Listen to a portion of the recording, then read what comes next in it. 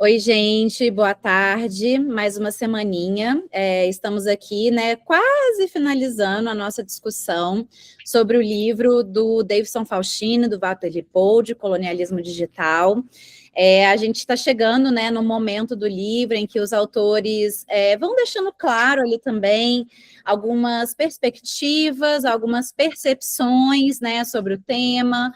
Eles já, né, passaram essa parte um pouco mais teórica e agora, de fato, colocam a gente, né, para fazer essa reflexão junto com eles. E hoje, né, nós temos o nosso colega Alexandre de Nadal, que vai se apresentar e apresentar para a gente hoje os capítulos 9 e 10. E na semana que vem, a gente encerra a nossa leitura do livro com a apresentação, né, do nosso outro colega, o Diogo, que vai fechar, né, essa nossa jornada, né, nesse livro. Então, Nadal, vou passar para você a palavra, fica super à vontade. A gente já está vendo aqui a sua apresentação, então a palavra é sua. Tá bom, obrigado, Thalita. Bom, olá, pessoal, tudo bem? Eu sou o Alexandre de Nadal, eu sou doutorando na pós em Artes Visuais da Federal do Rio Grande do Sul.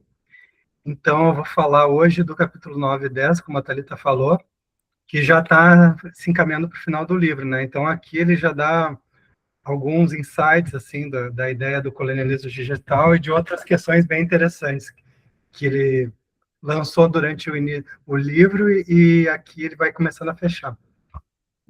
Bom, começando pelo capítulo 9, o capítulo 9 começa com ele falando sobre a questão do valor, do preço da mais-valia, que, né, conforme o Marx falava, né, que o valor é o trabalho humano, né, o tempo que é necessário do trabalho humano para produzir algo, né. E aqui eu dou uns exemplos assim só para retomar, assim, imagino que boa parte de vocês já saibam, mas para seguir a linha de raciocínio, ele dá um exemplo, por exemplo, de uma cadeira que leva 5 horas de, por exemplo, se ela leva 5 horas de trabalho, e uma mesa leva 10 horas para alguém fazer, então a mesa supostamente tem mais valor do que a mesa, do que a cadeira, porque ela exige mais trabalho. Então, o valor seria a quantidade de trabalho que se coloca na produção, né? E o preço é quanto essa coisa custa no mercado. Pode ser maior ou menor que o valor, porque depende de fatores como, né? Daí vem entre oferta e demanda, concorrência, monopólio, né? Aí os autores levantam, né? Discriminação social, desigualdades estruturais. Então, se duas pessoas fazem o mesmo trabalho, tem um histórico, assim, né? Nessa produção do, por exemplo, o branco, num exemplo genérico, receber 100 e o negro 70 pelo mesmo trabalho e as horas de produção, né? Então, os autores dizem que o valor do trabalho é igual, a mesma quantidade de trabalho, mas o preço pago por ele é diferente. E eles citam de novo, que eles já tinham citado em outras partes do livro, o Achille Mbembe, que o racismo não muda o valor do trabalho, mas muda o preço pago por ele. E aí, seguindo essa coisa, essa lógica eles citam também a Elza Soares, da carne mais barata do mercado da carne negra, falam também do mais valor, né, que é o lucro que vai para o capitalista, que é quem detém, né, a máquina, quem contrata o trabalhador, e do mais valor só uma parte vai para o trabalhador e o resto fica para o dono da produção, que é o capitalista. Então, eles dizem que o capitalismo explora todos os trabalhadores, mas o racismo define quem pode ser explorado mais barato. Ou seja, todos geram valor, mas o sistema racial decide quem vale menos no mercado. E aqui tem uma frasinha que eu salvei, resumida de algumas páginas. Se há um colonialismo digital, segundo os autores, né, é inevitável considerar também a existência de um racismo algoritmo, na medida em que essas bases de dados são criações humanas e, como tais, podem reproduzir legados históricos de desigualdade. Claro, o universo digital é um espelho da sociedade, de toda a história que vem e problemas que traz consigo, né? E esse é um campo coerente, carente por mais investigação crítica por parte de pesquisadores. Então, eles entendem que falta mais pesquisa nesse campo. Eles citam alguns autores que eu não cheguei a anotar aqui, mas que é um campo que tem um bom caminho a ser seguido, né? Que tem um desenvolvimento que pode ser desenvolvido mais. E aí eles citam o Tarcísio Silva, que ele fala dos 5 pilares do racismo algoritmo.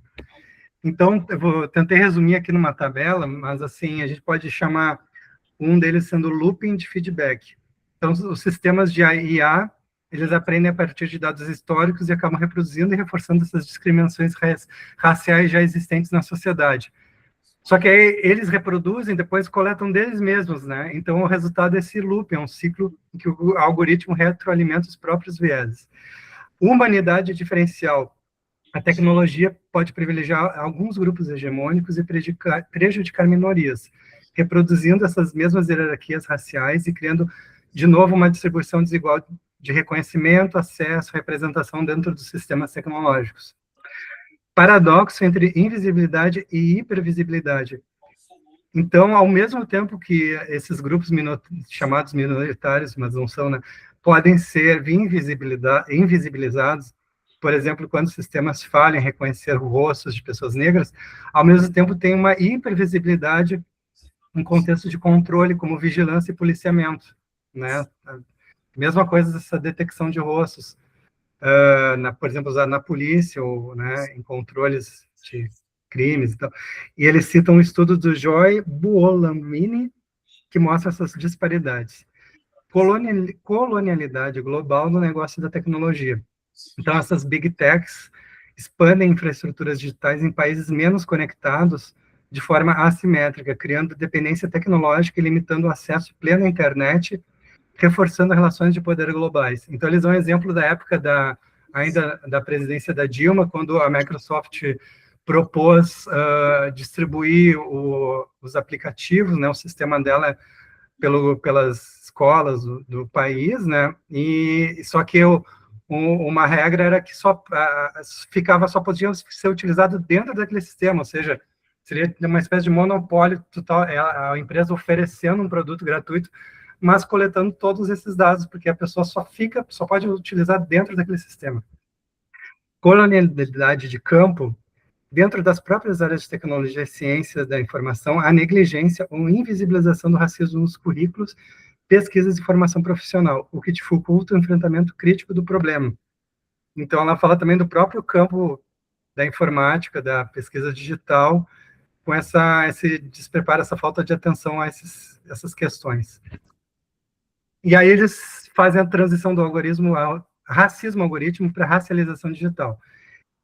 Então, seguindo essa lógica que eu falei das big techs que buscam esse lucro, essa lógica de lucro não é suficiente para que elas evitem que essas tecnologias reproduzam as formas de discriminação como racismo, machismo, homofobia e intolerância religiosa, né? Então, elas não criaram toda essa ferramental, toda essa tecnologia, olha, vamos zerar, vamos começar aqui a cuidar. Não, elas só reproduziram o que já existia, né? A expressão racismo algoritmo pode, segundo os autores, então eles dão atenção a esse detalhe da palavra, né? Pode dar a entender que estamos culpando os códigos pela autoria do racismo, e não seus programadores humanos, né? Porque a culpa não é do código, mas quem programa. Então, eles entendem que o melhor termo seria racialização digital ou racialização codificada, por ser mais abrangente e incluir as pessoas que desenham os algoritmos, produzem conteúdo digital e controlam acesso às tecnologias informacionais. Então, eles colocam dentro até, tipo, influencer digital, que repercute também esse mesmo racismo, essa mesma discriminação, né? Então, para fechar o capítulo 9, eu reproduzi um trecho ali que eles dizem: em que medida o ativismo, quando restrito às grandes plataformas privadas, fornecidas pelos grandes monopólios informacionais, de fato representa uma subversão da ordem estabelecida ou apenas mais uma estratégia de ampliação do tempo de permanência dos usuários em seu interior, com vistas à já anunciada extração e venda de dados. Na verdade, eu falei essa frase, mas o que eles estão falando? Eu poderia ter comentado antes. Eles entendem também que a tecnologia traz bens coletivos, como, por exemplo, o engajamento. Deixa eu pegar um trecho aqui. De um lado, essas tecnologias apresentam-se como novas formas de dominação, cooptação e controle sobre a sociedade, mas, de outro lado, oferecem oportunidade para novas formas de agência política. Então, eles elogiam essa questão do acesso, que foi ampliado, que pôde engajar pequenas comunidades, grupos, né, de questões raciais, de questões de gênero, e esses grupos puderam também espalhar o seu pensamento, conseguir conquistar público, né, criar grupos. Então, eles questionam, né, a que ponto a gente está dentro, é interessante para as Big Techs que isso continue dentro delas, se a gente está ampliando esse domínio delas ou a gente está contestando, mas tudo ainda dentro dessa bolha, né? Então, é interessante, uma questão que eles lançam para pensar. Capítulo 10, eles começam falando do capitalismo cognitivo. Então, eles citam muito o o Byung-Chul Han, né? E também sobre essa coisa como essa subjetividade é capturada por essa vida digital. Então, eles falam que onde fica a subjetividade nessa crescente aceleração do tempo e contração do espaço. As relações sociais estão marcadas pela automação algorítmica e por tecnologias que alteram nossa percepção da realidade. Por isso, a questão do cognitivo, né, que elas pegam, às vezes, o nosso pré-pensamento, elas capturam até isso, nosso raciocínio inicial, né. Então, eles dizem que as Big Techs não pensam as novas tecnologias apenas como solução para otimizar nossas vidas, elas utilizam nossos dados para controle, vigilância e expansão de poderes governamentais. Ou seja, além de lucros que elas têm vendendo nossas informações para terceiros, elas também fazem parcerias com governos, como é o caso recente dos Estados Unidos, né, para extravasar toda a informação, inclusive dos próprios americanos, por exemplo, pegar se estão falando bem ou mal do governo, alguns já têm vídeos, né, mais de um eu já vi, de algum agente não identificado que vai na casa da pessoa perguntar o porquê ela estaria falando mal do governo ou porquê estaria questionando a guerra na Palestina. Então, chega a esse ponto. Inclusive celulares, né? Celulares que, a princípio, se vendem como alguma parte criptografada, mas tem formas de se desbloquear isso, enfim. Então, a internet passou a ocupar o papel historicamente desempenhado pelas cidades como esfera de interação e troca social, embora prescinda de um território físico. Então, eu sempre, quando eu falo esfera pública, eu lembro da Hannah Arendt, né, que fala que a esfera pública é o lugar da ação, onde tem o diálogo entre as pessoas, né, é onde se exerce a democracia, né, a troca entre as diferenças. Então, ela falava, entendia a esfera pública como um lugar literalmente público, uma praça, né, desde a época dos gregos, dos romanos, né, que um discurso aí hoje, tudo isso foi capturado pelo universo online.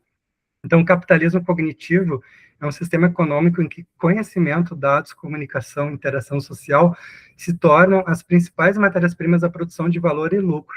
Na internet, nossa atividade mental e social vira matéria-prima econômica.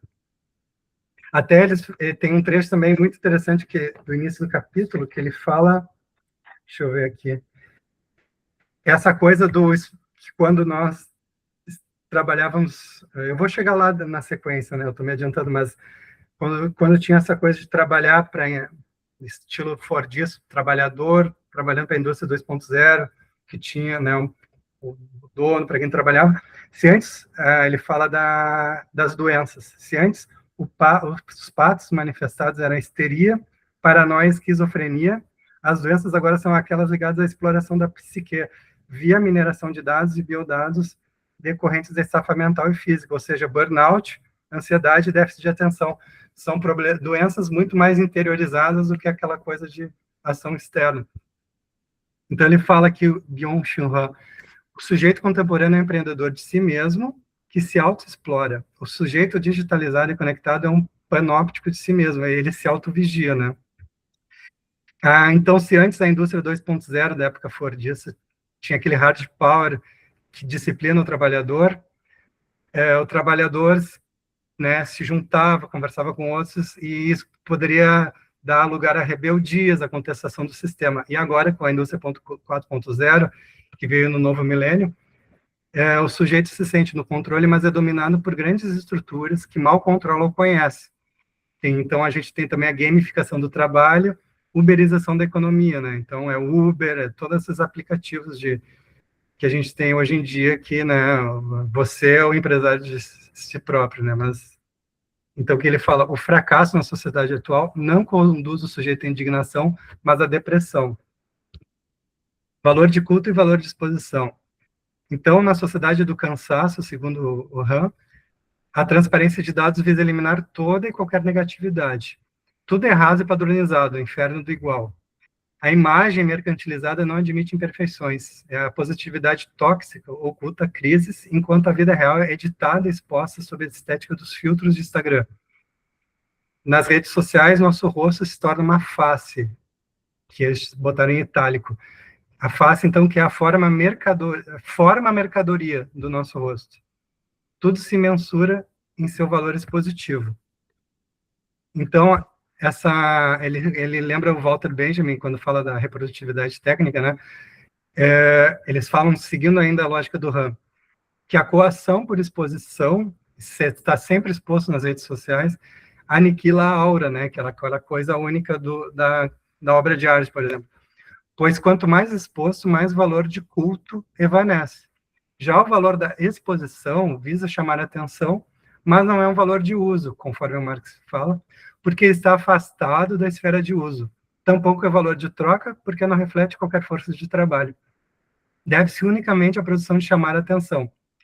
Mas o Faustino e o Lippold têm algumas questões que pensam diferente do Han, porque eles acreditam que a superexposição de si pode ser também entendida, pode ter um certo valor de uso e um valor de troca. O que eles dizem? Que é valor de uso porque ela permite satisfazer determinada necessidade material, biológica ou espiritual, né, da pessoa. Mas é cada vez também mais reduzida a valor de troca quando sua produção passa a ser mediada por certa monetização financeira ou simbólica de sua aparição. Ou seja, de novo, aquele capitalismo cognitivo que eu falei antes, de capturar o nosso ser, né, nosso pensamento, nosso rosto, tudo. Então, colonialismo de dados, né, os autores apontam uma limitação na tese de Han também. A ideia de que a exposição do sujeito seria uma escolha puramente voluntária do empreendedor de si. Então, os autores dizem que o Han falha quando ele fala essa coisa de ignorar que as escolhas individuais são moldadas pelas circunstâncias materiais. De novo, puxando o Marx, né, que, na verdade, não é que a pessoa escolheu ser empreendedora de si, as circunstâncias levam ela a isso. Então, no contexto do colonialismo digital, essa suposta autonomia mascara uma servidão estrutural ao complexo algoritmo, que atua como uma ferramenta de controle e expropriação de dados, né? Então, seguido eu vejo a minha irmã é psicóloga, eu tenho outros amigos de outras profissões, todo mundo sempre reclamando, eu tenho que estar postando, fazendo vídeo para divulgar minha profissão, e aí não sei o que, eu não posso ficar mais tanto tempo sem publicar, e aí tem todo aquele cuidado, eu tenho que cuidar o meu rosto, a luz, como é que eu vou aparecer, tananana. Então, eles também falam do Nick Coldre e Ulisses Meijas, não sei se falei certo, que eles botam eles citam essa frase deles, que nossas relações cotidianas com os dados estão se tornando coloniais por natureza. Então, aí tem a ideologia dataísta, que eu adorei esse termo, né, que tem nas artes, a gente tem o dadaísmo, né? Então, esse é o dataísta. Então, eles falam do coração gelado, do colonialismo de dados, que é o Big Data, né? Que é todo esse grande volume de informações brutas, assim, que esperando alguém coletar para transformar em alguma coisa proveitosa. Alguém, né, que é dono dessas coisas, né, claro. Todo o fluxo de informações e conhecimento que acessamos ou criamos é recolhido e armazenado para gerar lucro. Esses dados não são apenas informações, mas são recursos expropriados para o microdirecionamento comportamental, que se chama microtargeting. E aí eles citam também Steve Bannon, que demonstrou esse poder quando ele utilizou o processamento de dados em larga escala para manipular as eleições, manipular o imaginário do eleitorado, né? Não eleições em si, mas e garantir a vitória de Trump em 2016.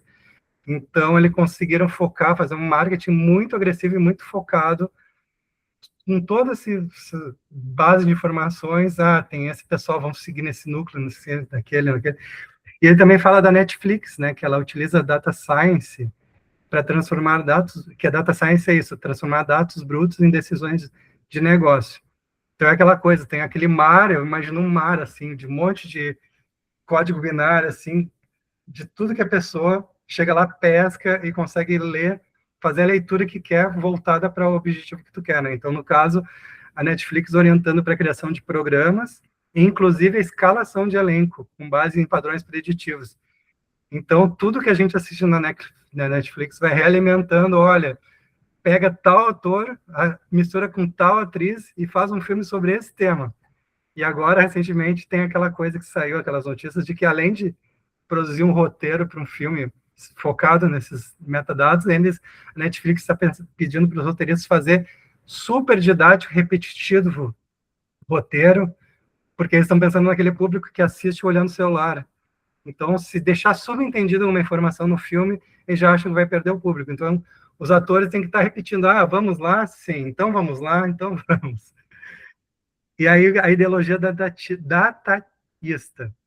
É uma sociedade rica em dados, mas órfã de narrativa, sentido e subjetividade.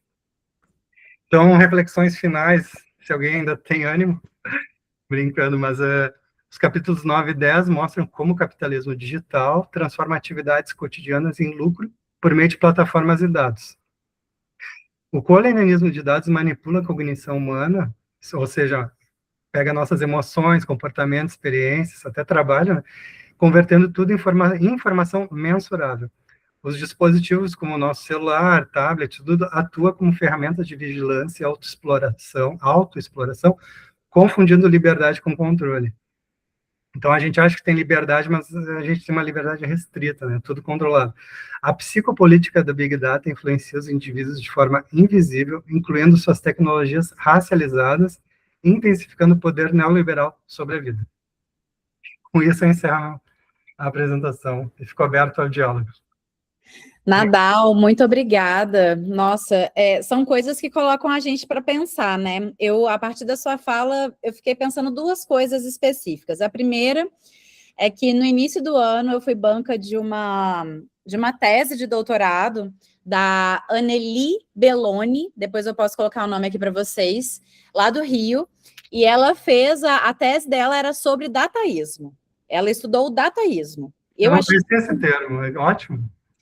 E o pessoal está usando esse termo quase como uma religião. Então, na tese dela, especificamente, o que eu achei, assim, genial, ela até tem um título bem provocador, depois eu posso buscar aqui e relembrar, mas é assim, você aceita os dados como seu senhor, ela faz uma brincadeira, né?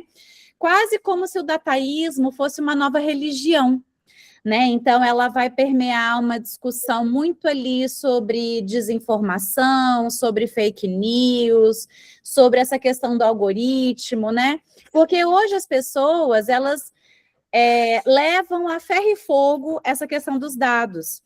E elas não têm essa visão maior sobre o que levou aquele dado para a gente, né? Então, a tese dela é muito legal. Ela fez um olhar... ela pegou pelo jornalismo, né?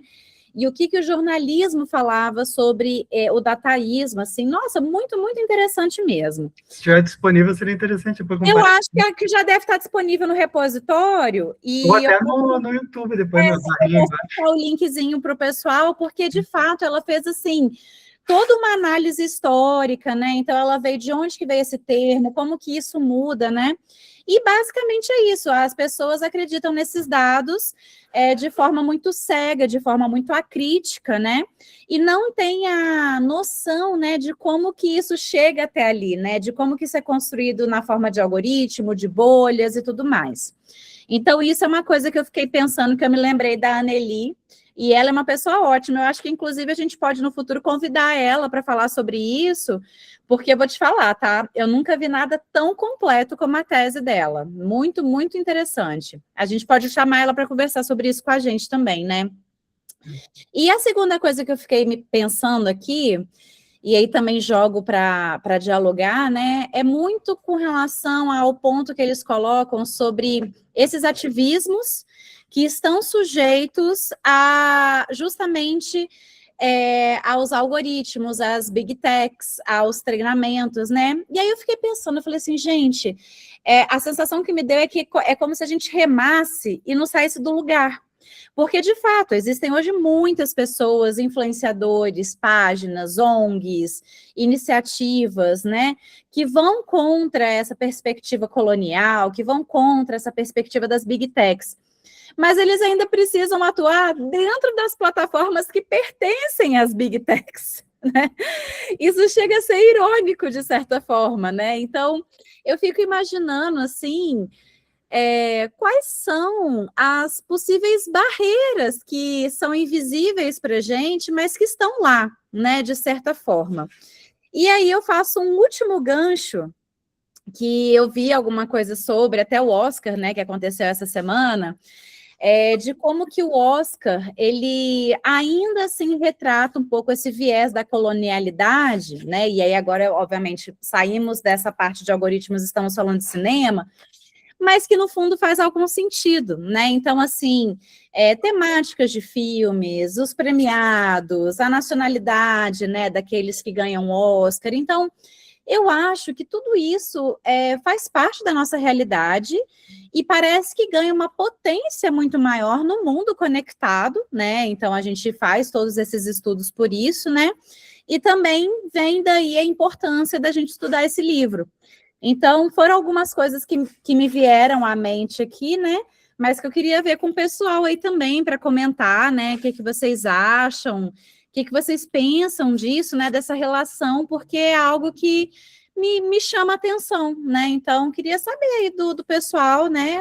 Quem quiser falar, fica à vontade. Pode falar, Adri. Oi, tudo bem, gente? Eu estava pensando assim, né? Nadal, isso sempre existiu. Eu sou mais velha, né? Então, assim, o sabonete das estrelas, aí todo mundo vai comprar o sabonete das estrelas. Ah, mas vai ser o azul, vai ser o verde, vai ser o cor-de-rosa. Aí eu me lembro das pesquisas de opinião. Toda pesquisa de opinião, ela está alicerçada ou em grupo de focos, ou em comportamento, e tudo mais. Então, nada mais é de uma outra forma de fazer mais do mesmo. Acontece que isso se intensificou de uma forma absurda. Aí, o que me pega mais é essa questão ética, né? Hoje a gente estava numa discussão no Sindicato dos Jornalistas, e a nossa produção docente, a nossa produção de pesquisadores, a gente coloca nas plataformas. Alguns lugares você não pode colocar. Elas são nossas, mas tem uma agência de fomento que investiu na gente quando a gente tem uma bolsa. Essa produção é nossa, não é nossa? Então, a discussão era essa. Alguns juízes lá fora dizendo que essa produção não é mais nossa. Quando a gente joga isso dentro do IA, e aí eu vou mais além, né? Hoje uma advogada, a doutora Cíntia, que eu acho que a gente tem que trazer ela para conversar com a gente, ela estava falando de uma menina, ela só estuda, a partir do viés da advocacia do direito, os posts da internet, as leis, os stalkers. A menina fazendo um maior sucesso, ensinando a colocar um supositório. Claro que não aparece, mas está ali, eu vou mandar para vocês. Ela faz a mãozinha, está de pijama. Eu falei assim, olha, eu não sabia como usava um supositório. Eu fui nas minhas mídias, eu vi um homem colocando o supositório na mulher dele. E aí eu aprendi, achei legal, e eu estou aqui ensinando vocês. Aí eu até brinquei com ela, poxa, você entra em qualquer manchete da UOL e você diz assim, tá lá, como sentir menos dor no sexo anal. Então, está tudo muito misturado, entendeu? E tem uma parcela muito grande da sociedade que quer ver isso. Acabei de ler o livro da Pelicot, sabe? É muito. Tudo isso que está acontecendo, eu entendo, a IA ela só potencializou. É a gente que está fomentando isso. A gente quer isso. Aqueles 200 estupros pagos, fotografados, foi porque tem demanda para isso. Não sei se vocês concordam. Durante o Nossa. livro, durante o capítulo, os autores falam, né, que nada disso é novidade, são coisas, sobre a exploração do capitalismo, eles falam essas outras questões raciais, de violência, tudo são novas formas de enxergar os mesmos problemas históricos, né, e como tu falou, exponenciais, né, na potência do 10, hoje em dia. Principalmente por causa dessas bolhas, né, que filtram qualquer meio termo, 8 ou 80. Gente, E eu acho... Ai, Paty, perdão. Não, pode falar, eu complemento depois. E eu acho também que existe muito essa característica da aceleração, né? Eu acho que não é à toa que os autores trazem o Byung-Chul Han, né? Byung-Chul Han, que vai falar justamente dessa sociedade do cansaço, a sociedade saturada, né? E eu percebo muito isso, né? Então, eu acho que ainda, além disso tudo que vocês trouxeram, eu ainda colocaria essa questão da aceleração, né? É algo que vai acontecendo muito rápido e isso vai diminuindo ainda mais a nossa criticidade, né, diante das outras informações que nos aparecem, né? Vai, Paty. Nossa, derrubei tudo aqui. Então, gente, tanta coisa, né? Tanta informação e tanta necessidade de pensar sobre o assunto, e eu acho que você se deu bem, né? Porque esses últimos capítulos são bem interessantes, assim, estão muito associados ao nosso cotidiano, né? Então, vamos pensar em duas questões. A primeira, enquanto a Adri falava, e a gente conversando também essa semana a respeito da educação. É óbvio que eu vou sempre tocar nesse assunto, porque é o que me incomoda diariamente, né? Então, o que tem acontecido dentro das escolas? E, assim, porque eu vivo isso e eu tenho observado de uma forma muito entristecida e insatisfeita também. Então, assim, primeiro, não se faz nada para aprender de fato, sabe? Tudo é para mostrar. Então, quando a gente fala sobre algoritmos, sobre isso, aquilo, acontece na sala de aula. E aí, um dos alunos que, né, são crianças, mas a boca deles vem me parece que é o óbvio, né? Falou assim, nossa, mas a professora, a gente vai fazer a festa, tudo, e a festa tem um tema, tem um projeto, não é assim aleatório, né, dentro lá do contexto escolar, e aí ele falou assim, mas ela fica o tempo todo tirando foto, para colocar depois nas redes sociais, e a gente mesmo não consegue fazer atividade. Na hora que ele falou aquilo, eu engoli seco, porque eu falei, gente, olha só o que esse menino está trazendo, é uma realidade muito pontual, e ela diz respeito à nossa vida como profissional, como pessoa, todas as nossas relações estão indo ao encontro justamente dessa banalização mesmo. É óbvio que está todo mundo cansado e fazendo porcaria, e quanto mais porcaria se faz, mais porcaria se perpetua, porque vamos combinar que não tem tempo para maturar e assim, essa coisa toda, né? Porque a gente também escreve artigo, a gente faz N coisas, e você fica, nossa, preciso de tempo para digerir essa ideia, para, sabe, substanciar isso, refletir mais sobre isso. Eu me sinto péssima, porque assim, eu não quero que seja assim, mas é assim. E aí entra o que o Nadal falou, assim, a gente está dentro disso. E como que eu não vou? Como que eu não vou continuar nesse ritmo? Porque senão estou fora. Eu não faço parte desse contexto. Não sei lidar com isso, né? E essa questão, a gente estava até comentando essa semana toda, porque é uma coisa que é muito importante para a gente sobre o uso da inteligência artificial para você escrever artigos e isso, aquilo, né? Então, situar para saber até onde você pode ir, mas a minha preocupação não é se vai usar, se não vai usar, porque isso está mais do que óbvio, né? O que fica para a gente, o que depende de conhecimento, como que vai estar, porque assim, ainda, eu não sei se todos aqui, tem uma galera muito jovem, mas assim, eu, a Adri, a gente não tinha isso aí, né? Para escrever, era caderno, caneta, era livre, era só. No máximo era o Google lá e vamos embora, né? Mas agora, e eu falei ontem uma frase, e eu senti no coração que era verdade. Eu falei, ainda bem que eu terminei minha tese sem ter o ChatGPT, sem ter essas coisas, porque depois eu era capaz de eu me entregar a isso mesmo, sabe? Gente, vamos ser sinceros, e essa hipocrisia que fica, muitas vezes, no nosso próprio discurso, ela só faz a gente menosprezar o que a gente está vivendo. E eu definitivamente não gostaria que fosse assim. Por isso que eu acho super importante a gente, sabe, se encontrar, refletir. Poxa, um dia eu não consegui ler o texto, mas você está ouvindo um amigo, você está, sabe, refletindo, pensando. Você conhece esses autores, nós já lemos esses autores, mas fizemos isso, muitos tantos não fizeram, e talvez não façam. E vai ficar aquele ali, entendeu? Repercutindo o mesmo discurso, não sei onde vamos parar, mas não parece bom. Eu estava vendo aqui, a Ana Paula comentou aqui no grupo, no nosso chat, né, sobre a Sociedade do Espetáculo, agora no Instagram, e é uma coisa tão engraçada, porque essa semana passada a gente teve uma semana de boas-vindas lá para os calouros da UFLA, e a gente recebeu uma pesquisadora, que é a Isaf Kawari. Ela tem um sobrenome bem difícil de se pronunciar, mas ela estuda influenciadores.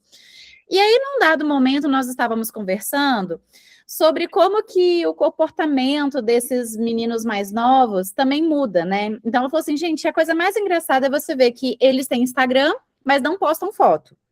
Ou se postam foto, postam fotos assim, borradas, desfocadas, tampando o rosto.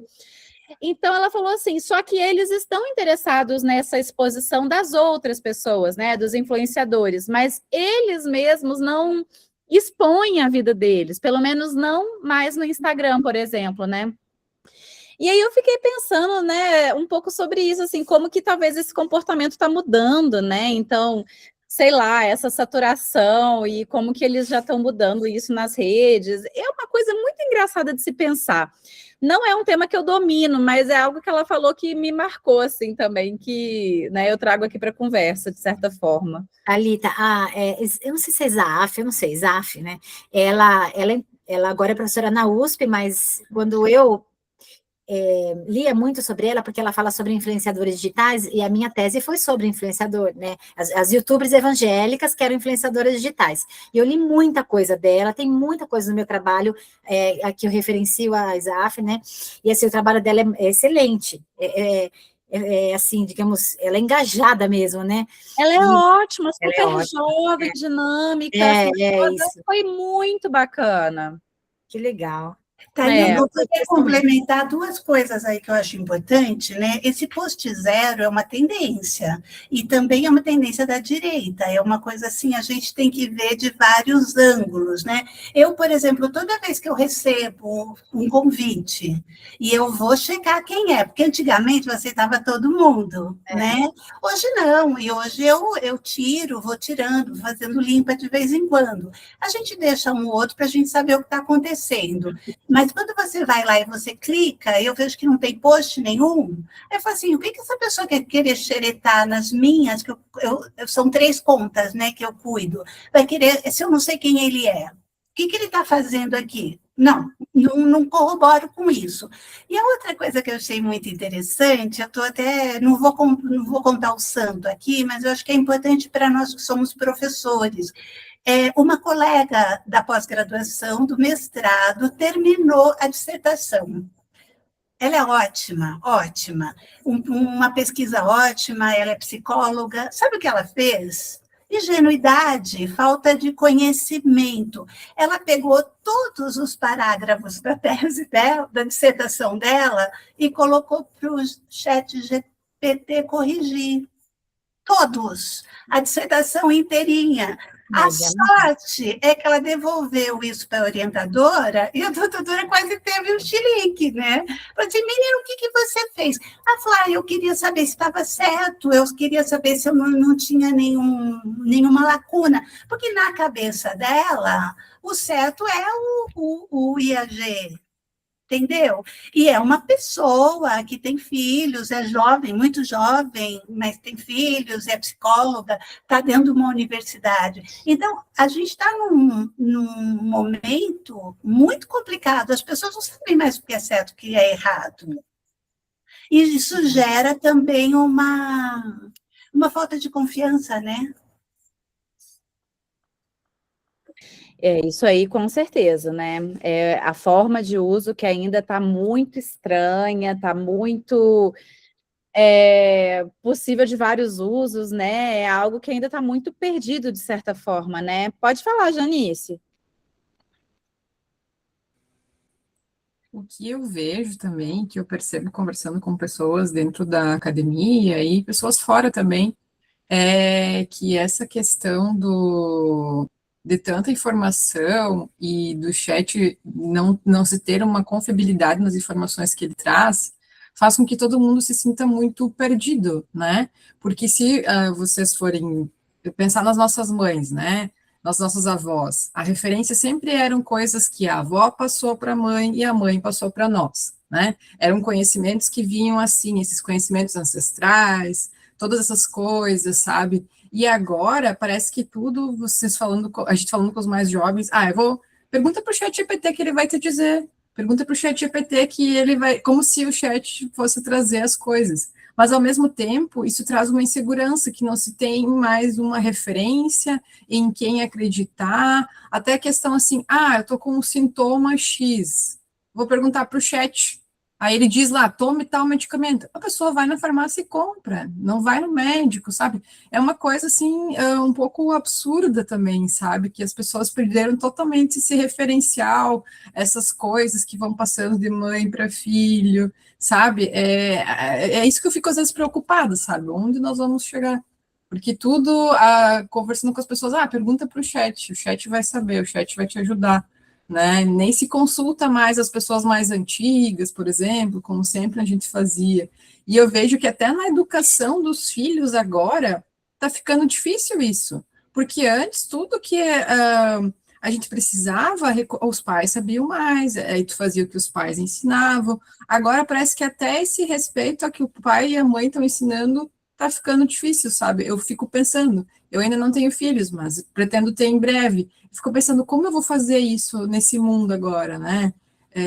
É bem difícil, sabe? Porque eu vou falar alguma coisa que eu trago lá da minha família, que eu aprendi com os meus pais, mas mas o chat sabe mais do que tu, sabe? Eu vejo que hoje as crianças, os adolescentes, eles questionam muito, sabe? Como se os pais não soubessem mais nada. E que tudo tivesse ali e o chat resolve tudo, ele é o que sabe tudo.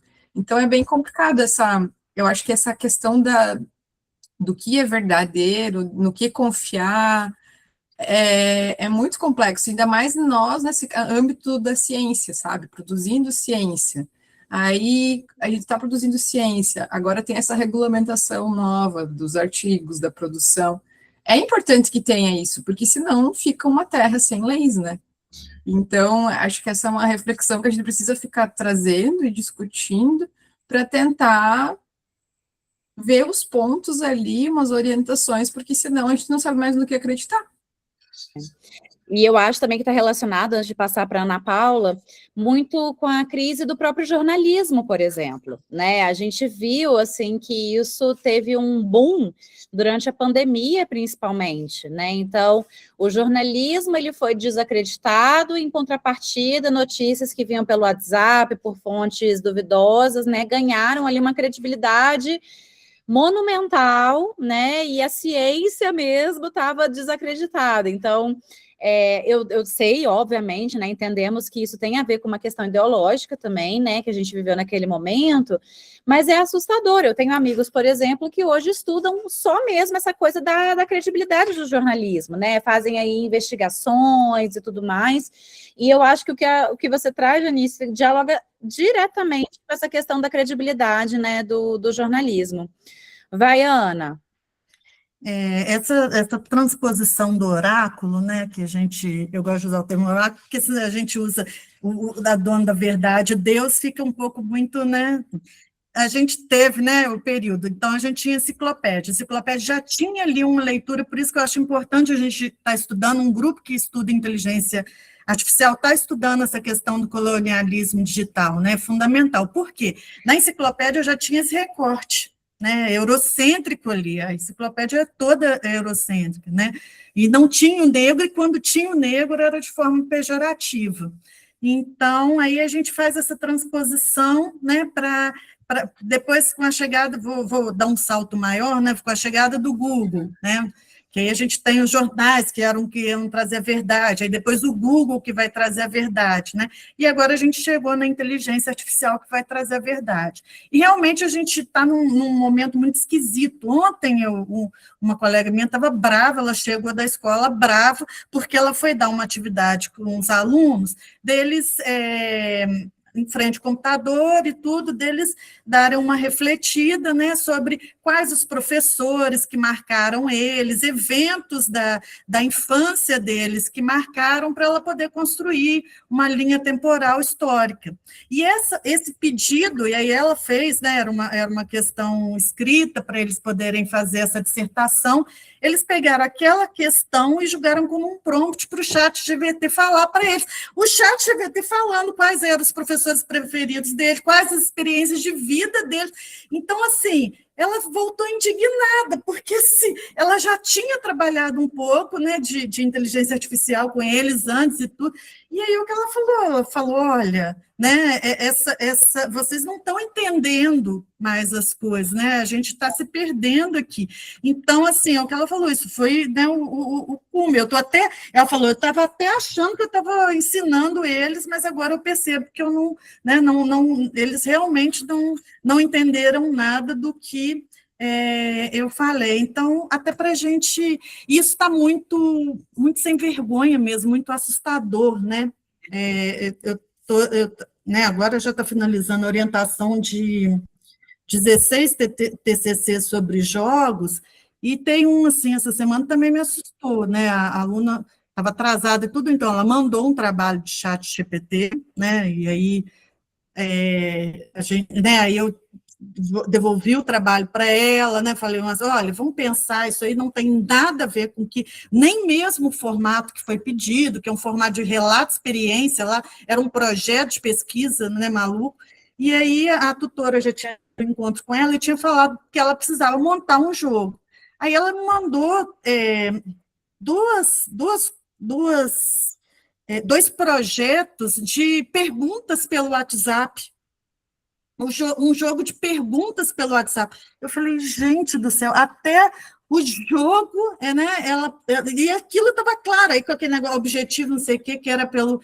Então, assim, as pessoas realmente estão perdendo o sentido da coisa, quer dizer, eu quero fazer um TCC, eu quero fazer um artigo, eu vou publicar um artigo feito, né, por um prompt Então, assim, é um pouco assustador, porque é professor, está em sala, já era para ter um pouquinho mais de instrução, né? Então, para a gente pensar, e como a Janice falou, né, eu também fiquei muito feliz quando divulgaram, né, aquele manual e tudo, a gente estava precisando muito de uma referência mais oficial, né, para a gente poder também saber lidar com isso e ajudar, né, essas pessoas. É aquilo que você falou, não é necessariamente, né, por maldade, mas a gente tem que ter muito claro isso, tem que deixar muito claro isso nessas orientações. Nossa, muito bem colocado, Ana. Janice também levantou a mão, pode falar, Janice.